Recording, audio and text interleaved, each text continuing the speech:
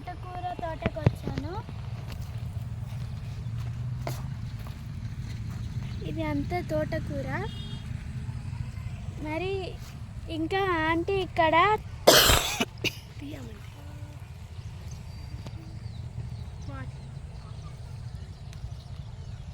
Aunty ఇక్కడ తోటకూర కోసుకొని ఇక్కడ నుంచి ఫ్రెష్గా మార్కెట్కి తీసుకెళ్తారు. ఇది ఎంత ఆంటీ? 13. చాలా బాగుంది ఆంటీ.